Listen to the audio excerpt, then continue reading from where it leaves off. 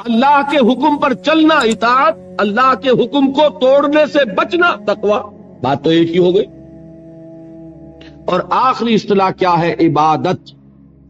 عبادت بنا عبد سے، عبد کے معنی غلام، اللہ کی ہمہ وقت ہمہ تن غلام. ایک ہوتا ہے ملازم، ملازم ہمہ وقت ملازم نہیں ہوتا، 8 گھنٹے کام کرنے کا پابند ہے، 9 گھنٹے وہ آپ کے برابر ہے. وہ بھی ایک ووٹ رکھتا ہے، آپ بھی ایک ووٹ رکھتے ہیں. وہ بھی شہری ہے اس ریاست کا، آپ بھی شہری ہے. امپلائر امپلائی ریلیشن شپ میں رتبے کا فرق نہیں ہوتا، کام کا کام مسئلہ ہے. آپ کام کر رہے ہیں، وہ آپ کو اجرت دے رہا ہے. 8 گھنٹے مزدور آپ کا کام کر رہا ہے، 9 گھنٹے، تو بالکل آپ کے برابر آزاد شہری. پھر یہ کہ ملازم اگر آپ نے رکھا ہے باورچی کی حیثیت سے، وہ آپ کا خانسامہ ہے، اس سے آپ یہ نہیں کہہ سکتے کہ میرا کموڈ بھی صاف کر دو. کہہ سکتے ہیں؟ وہ صاف جواب دے گا، جناب میں اس کام کے لیے ملازم ہوں، اس کے لیے ملازم نہیں ہوں. لیکن جو غلام ہوتا تھا عبد، وہ ہمہ وقت غلام، ہمہ تن غلام، جو حکم دیا جائے ماننے پہ مجبور، کسی وقت انکار نہیں، کسی کام سے انکار نہیں. وہ غلام جو مملوک تھا، آقا کی ملکیت تھا، اس کو عبد کہتے تھے. اس سے لفظ عبادت بنا. یا ایھا الناس اعبدوا ربکم، اے لوگو اپنے رب کی بندگی اور عبادت اختیار کرو. اور فرمایا قرآن مجید میں وما خلقت الجن والانس الا لیعبدون، میں نے تو انسانوں اور جنوں کو پیدا ہی اس لیے کیا ہے کہ میری عبادت کریں. یہ تو غرض تخلیق ہے، غایت وجود ہے. اسی کو کہا شیخ سعدی نے ترجمانی کرتے ہوئے، زندگی آمد برائے بندگی، زندگی بے بندگی شرمندگی. زندگی تو اللہ نے دی ہمیں اس لیے. اب 4 الفاظ نوٹ کیے آپ نے: اسلام، اطاعت، تقوی، عبادت. صحیح ہے؟ ان میں 19-20 کا فرق ہے. اسلام کے معنی to surrender, to submit, to give up resistance, مخالفت چھوڑ دینا، ہتھیار رکھ دینا، گردن نہادن، سپردن، اپنے آپ کو حوالے کر دینا. یہ سب کیا ہے؟ اسلام. اطاعت اللہ کی اور اس کے رسول کی دلی آمادگی سے اس کا کہنا ماننا. تقوی اللہ کے کسی حکم کو نہ توڑنا، بچنا اس سے کہ اللہ کے کسی حکم کی خلاف ورزی ہو جائے. اور عبادت ہمہ تن، ہمہ وجوہ، ہمہ وقت اللہ کا بندہ بن جانا. یہ ہے پہلی چھت. اس میں ایک نوٹ ہے آف کوشن. ہمارا جو باتیں میں نے اب تک کہی ہیں اس میں کوئی چیز نئی نہیں ہے، آپ سب جانتے ہیں، ایک بچہ جانتا ہے. لیکن ایک بات ہمارے ذہنوں سے نکل گئی اور اس نے سارا فطور پیدا کر دیا. وہ یہ کہ ہم یہ بھول گئے کہ یہ بندگی، یہ اسلام، یہ عبادت، یہ اطاعت جزوی نہیں ہو سکتی، کلی ہوگی. یہ نہیں کہ اللہ کے کچھ احکام قبول اور کچھ رد، کچھ سر پر، سر آنکھوں پر اور کچھ پاؤں تلے. یہ اگر ہوگا تو اس کے معنی کیا ہے؟ یہ تمسخر ہے، استہزاء ہے، ڈھٹائی ہے، مذاق اڑانا ہے اللہ کے دین کا. اور کل میں تجزیہ کر کے بتا چکا ہوں کہ اس میں جو چیز مانی جا رہی ہے وہ بھی اللہ کے حکم کی وجہ سے نہیں، اپنے نفس کی پسند کی وجہ سے. جو مانی جا رہی ہے وہ بھی اللہ کی اطاعت نہیں، نفس کی اطاعت. اور میں وہ آیت سنا چکا، افتؤمنون ببعض الکتاب وتکفرون ببعض، کیا تم ہماری کتاب اور شریعت کے ایک حصے کو مانتے اور ایک کو نہیں مانتے؟ سود کس نے حرام کیا؟ اللہ نے. سور کس نے حرام کیا؟ اللہ نے. شراب کس نے حرام کی؟ اللہ نے. بڑا دیندار بنا پھرتا ہے، شراب تو نہیں پیتا، سور نہیں کھاتا، سود کھاتا ہے. بتائیے کوئی منطقی اس کے لیے دلیل؟ اگر تو اللہ کی حرمت کی وجہ سے ہے تو میں دعوے سے کہتا ہوں کہ خنزیر کی حرمت اور شراب کی حرمت سود کی حرمت کے 100ویں حصے کے برابر بھی نہیں. حدیث سنا چکا ہوں آپ کو. الربا 70 جزءا، سود کے گناہ کے 70 حصے ہیں. ایسروہا، اس میں سب سے ہلکا حصہ اس کے مساوی ہے ان ينكح الرجل امہ، کہ کوئی شخص اپنی ماں سے زنا کرے. اب آپ کیلکولیشن لگا لیجیے، کیا سور کے کھانے پر اللہ کی طرف سے اعلان جنگ آیا ہے؟ کیا شراب کے پینے پر اللہ کی طرف سے اعلان جنگ آیا ہے؟ شراب کے بارے میں تو تسلیم کیا گیا اس میں کچھ خیر بھی ہے، نفع بھی ہے، لیکن اس کو ہم نے حرام اس لیے کیا ہے کہ اس کے مضرت کا پہلو، گناہ کا پہلو اس کے منفعت کے پہلو سے زیادہ ہے. یسألونک عن الخمر والمیسر قل فیہما اسم کبیر ومنافع للناس واسمہما اکبر من نفعہما، یہ فرمایا نا. لیکن حرام اور سود پر کہا کہ اگر باز نہیں آتے فَأَذَنُوا بِحَرْبٍ مِّنَ اللَّهِ وَرَسُولِهِ، تو کان کھول کر سن لو اللہ اور اس کے رسول کی طرف سے اعلان جنگ. یہ بات اچھی طرح سمجھنے کی. یہ بندگی پارشل نہیں ہو سکتی، کمپلیٹ ہوگی. اسلام میں آنا ہے تو پورے کے پورے میں آنا ہوگا، ادھورے میں نہیں آئے. ادھورے میں آتے ہو تو جاؤ، دفع ہو جاؤ، ہمارے ہاں قبول نہیں. ہاں کسی وقت غلطی ہو جائے، کل بیان کر چکا ہوں، خطا ہو جائے، ٹو ایرر از ہیومن. حضور نے فرمایا کل بنی آدم خطاؤون وخیر الخطائین التوابون، تمام انسان خطا کار ہیں، خطا کاروں میں بہترین وہ ہے جو توبہ کرے. لیکن توبہ کی بھی قرآن مجید میں شرح کر دی. ایک توبہ وہ ہوتی ہے ساری عمر حرام خوری کرتے رہو اور موت کے وقت آگے ہاتھ جوڑ دو، وہ توبہ قبول نہیں ہوگی. ایک توبہ وہ ہے کہ خطا ہو گئی فوراً رجوع کیا، اے اللہ مجھ سے غلطی ہوئی، پروردگار معاف فرما، کرتا ہوں کہ آئندہ نہیں کروں گا. اس کو اللہ نے فرمایا اس توبہ کا قبول کرنا ہم پر واجب ہے. انما التوبۃ علی اللہ للذین یعملون السوء بجہالۃ ثم یتوبون من قریب. بہرحال پہلے درجے میں یہ جان لیجئے صرف اللہ کا بندہ بن جانا، ہمتن بن جانا آسان نہیں ہے. یہی وجہ ہے علامہ اقبال نے خوبصورت اشعار کہے ہیں، چمی گویم مسلمانم بے لرزم کہ دانم مشکلات لا الہ را. میں جب یہ کہتا ہوں کہ میں مسلمان ہوں تو مجھ پر کپ کپی طاری ہوتی ہے کہ مجھے معلوم ہے کہ لا الہ الا اللہ کہہ دینا بہت آسان ہے، اس پر پورا اترنا بہت مشکل. یہ شہادت گاہ الفت میں قدم رکھنا ہے اور لوگ آسان سمجھتے ہیں مسلمان ہونا. یہ اشعار تو یاد ہوں گے. دیکھیے یہ پہلی منزل بنی ابھی، اور پہلی منزل ہی اتنی کٹھن ہے. البتہ اس کی کٹھنائی کو اللہ نے آسان کیا. 4 ایسے عمل ہمیں عطا فرما دیے کہ اگر ان کی پابندی کریں گے تو آسان ہو جائے گا اللہ کی بندگی کرنا. نماز اس لیے تاکہ یاد رہے کہ ہم نے اللہ سے یہ عہد کیا ہے. 5 مرتبہ اپنے کاموں سے نکلو، کہیں غفلت طاری نہ ہو جائے. آؤ اپنے عہد کو تازہ کرو. ایاک نعبد و ایاک نستعین، پروردگار میں عہد کرتا ہوں، تیری ہی بندگی کرتا ہوں اور کروں گا، اور تجھ ہی سے مدد چاہتا ہوں اور چاہوں. حفیظ جالندری کا ایک بڑا پیارا شعر ہے، سجدے میں گر کر آدمی کیا کرتا ہے. بڑا پیارا شعر ہے. سرکشی نے کر دیے دھندلے نقوش بندگی، آؤ سجدے میں گریں لوح جبیں تازہ کریں. ہمارے تو ماتھے پہ لکھا ہونا چاہیے کہ یہ بندہ ہے، اللہ کا بندہ.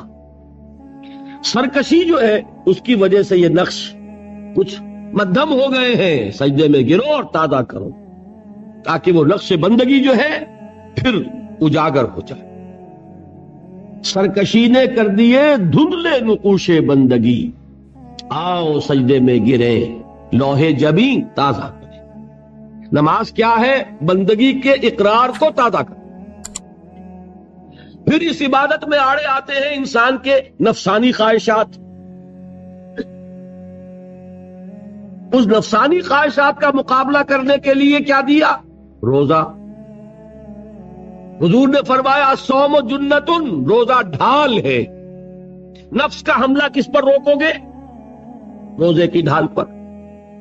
پیٹ کھانے کو مانگتا ہے لیکن اپنے اندر ضبط پیدا کرو۔ 1 مہینے تک صبح سے شام تک شدید بھوک کے باوجود نہیں کھا رہے، حلال چیزیں نہیں کھا رہے، بہترین پھل موجود ہے فریج کے اندر، حلق میں کانٹے پڑ رہے ہیں اور فریج کے اندر روح افزا کی بوتل موجود، نہیں پی رہے۔ کیوں؟ کہ اللہ کا حکم نہیں۔ اگر اس کی عادت ہو جائے گی تو بقیہ 11 مہینے حرام سے تو بچو گے کہ نہیں؟ یہ مشق ہے، یہ بندگی کی مشق کرائی جا رہی۔ پریڈ کرتا ہے ایک فوجی کس لیے؟ جس وقت پریڈ کر رہا ہے اس وقت جنگ تو نہیں ہو رہی نا، لیکن مشق کرے گا تو چاق و چوبند رہے گا کہ جب جنگ ہوگی تب بھی یہ چاق و چوبند رہے اور ایک کوشن پر موو کرے، ایک کمانڈ کے اوپر آگے ٹوٹ پڑے۔ اس کی عادت کرنی پڑتی ہے۔ تو نفس کے حملوں کو روکنے کی عادت پیدا ہوئی کس سے؟ روزے سے۔ اللہ کی بندگی میں ایک بہت بڑی رکاوٹ ہے مال کی محبت۔ مال محبوب ہے، یہ تو میں آپ کو اقسام شرک میں بتاؤں گا۔ زر پرستی بھی شرک ہے جسے کوئی نہیں جانتا، قبر پرستی کو تو جانتے ہیں شرک ہے اور ہے، زر پرستی بھی شرک ہے یہ کسی کو پتا نہیں،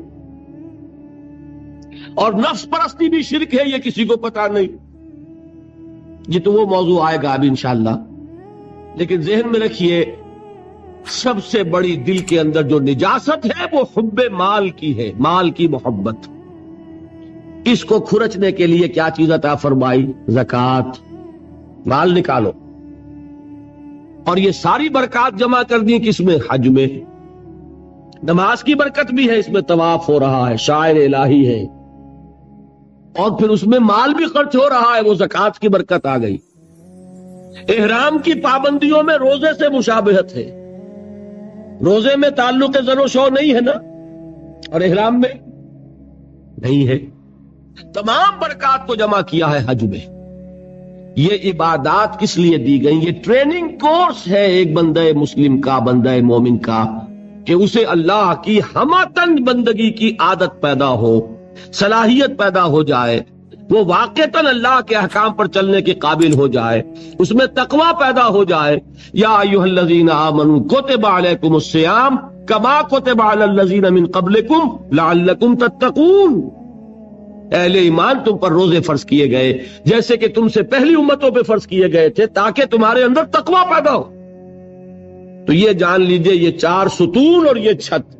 ایک بات میں ذرا عرض کر دوں، برا نہ مانیے، اگر کسی جگہ 4 ستون کھڑے ہوں اور اوپر چھت ہونا تو آپ کیا کہیں گے؟